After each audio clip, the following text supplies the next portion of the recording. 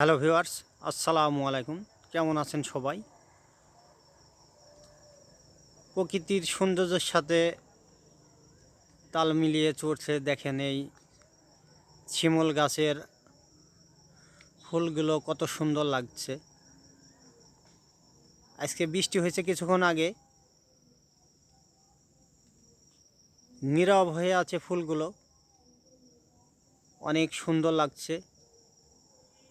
দেখেন আপনারা।